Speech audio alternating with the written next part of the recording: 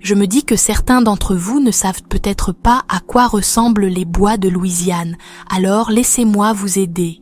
Prenez une forêt normale, parfaitement agréable, ajoutez-y un peu de sumac vénéneux, une sacrée quantité de sangliers et de cerfs, et autant de boue que vous pouvez l'imaginer.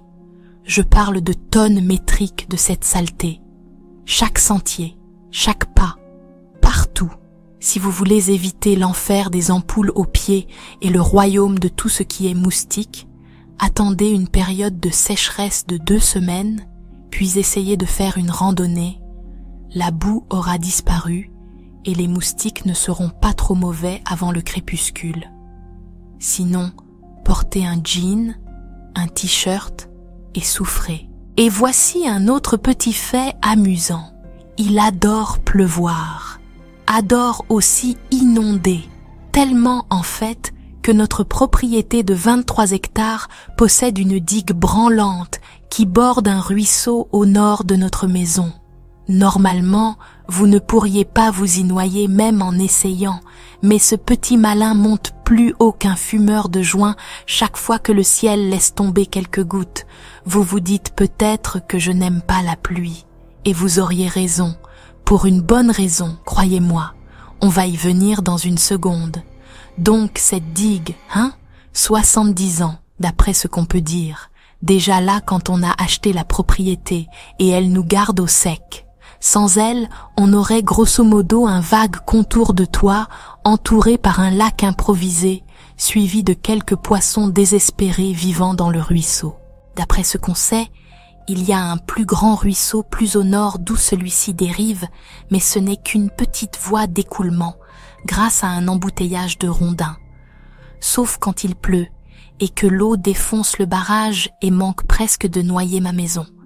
Mais elle ne le fait pas, grâce à l'une des seules pièces d'ingénierie de redneck vraiment utile qui ait jamais existé, notre petite digue bancale.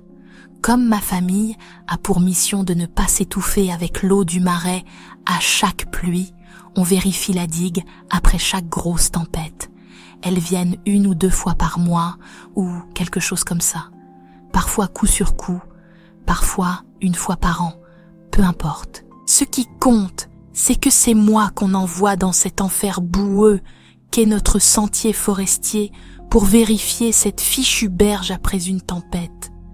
C'est presque devenu une routine, mais parfois, les choses deviennent un peu étranges. Les bois contiennent beaucoup de trucs bizarres.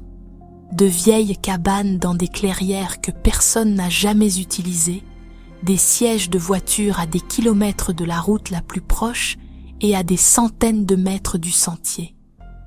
Des tas aléatoires de tôles et de jantes de pneus. Vous voyez le genre. Des trucs de redneck cajun. Mais de temps en temps, quelque chose de nouveau apparaît, ou est découvert. Peu importe comment vous voulez l'appeler.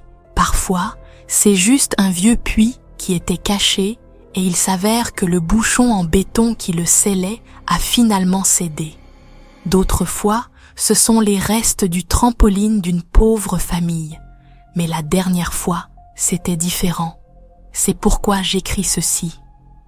Considérez tout ce texte comme un avertissement pour tous ceux qui aiment fouiner dans les propriétés rurales.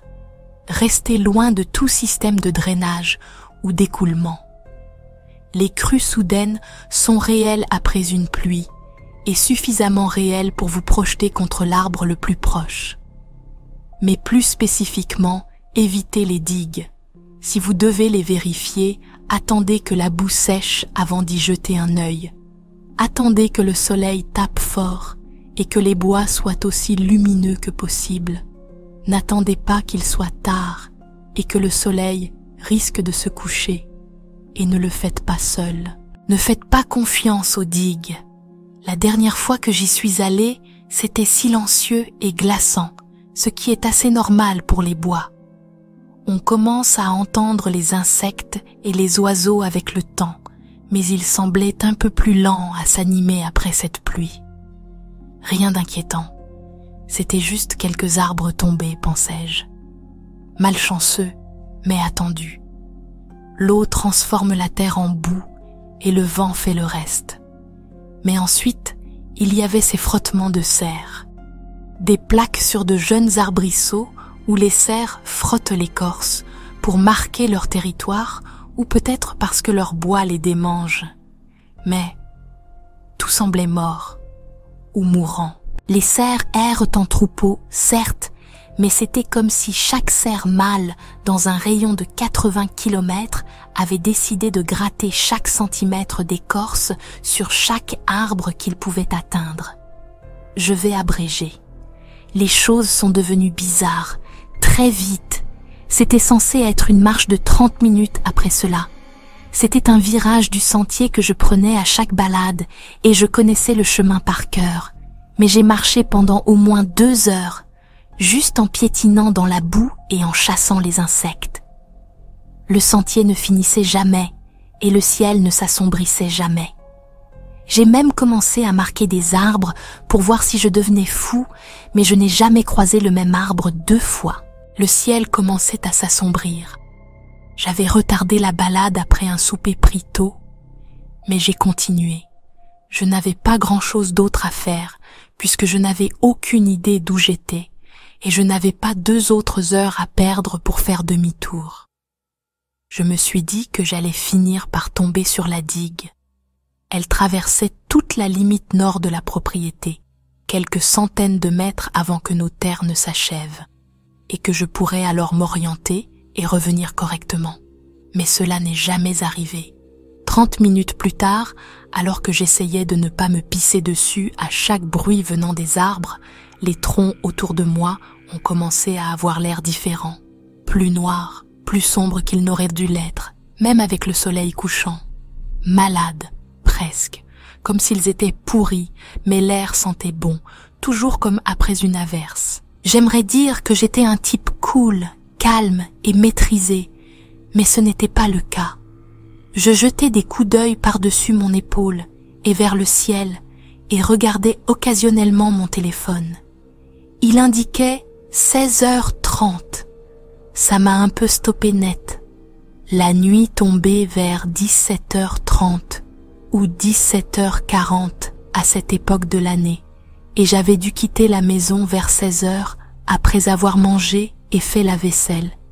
Mais j'étais plus inquiet à l'idée de sortir qu'à cause du bug de mon téléphone, alors j'ai continué, courant même, et c'est là que je l'ai entendu. C'était un grondement sourd, au début, comme un tremblement de terre ou un train, mais ça devenait de plus en plus fort, et plus fort, venant de derrière moi.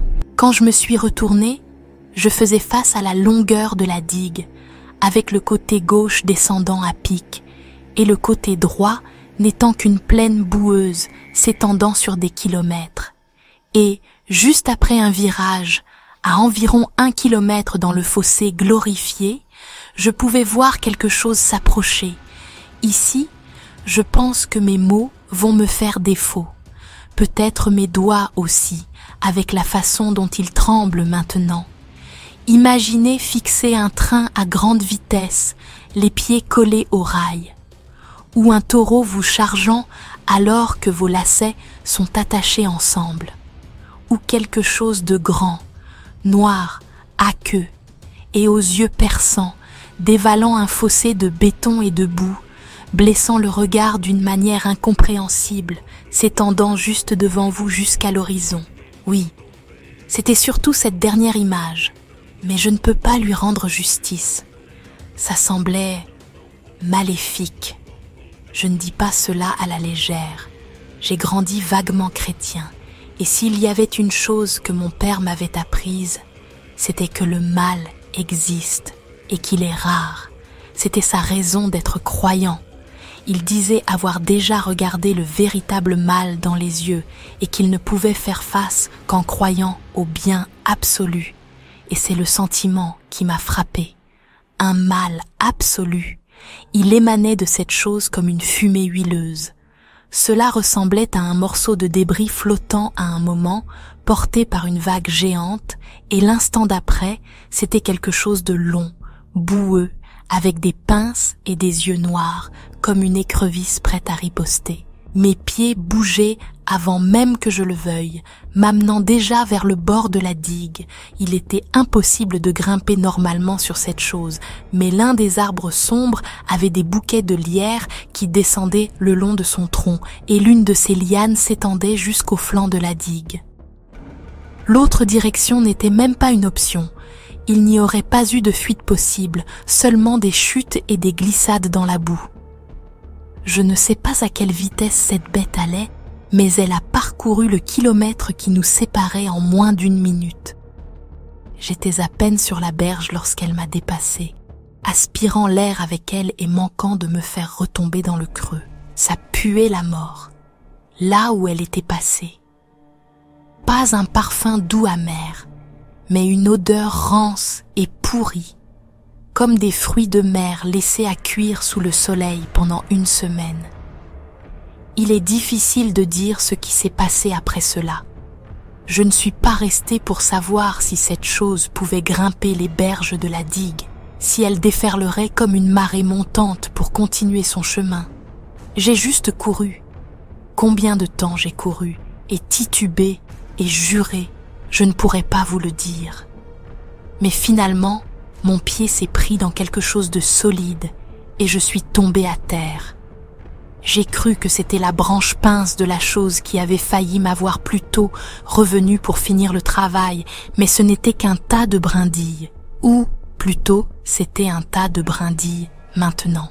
Il était difficile de distinguer quoi que ce soit dans la pénombre, mais cela avait clairement été quelque chose de délibérément construit avant que je ne le détruise. Il y avait 2 moitiés d'une base carrée en brindilles, grossièrement attachées ensemble, avec une figurine en bois posée à côté de moi, qui avait dû se trouver sur une sorte de plateforme, ou un autel. Je ne sais pas ce que vous savez de la culture cajun, mais il y a quelque chose qu'on appelle le vaudou, dont on plaisante parfois. La magie noire, c'est ce qu'on veut dire en réalité. Et je sais que ce n'était probablement pas du vrai vaudou, que c'était autre chose, avec un nom plus propre et plus savant. Mais il y a certaines superstitions, certaines haines dont on ne peut pas se débarrasser. Le vaudou a été la première chose qui m'est venue à l'esprit. Assez faux quand on plaisante, mais beaucoup moins quand on fixe une poupée de sorcière. Et puis, j'ai écrasé cette fichue chose sous mon talon dès que je me suis relevée.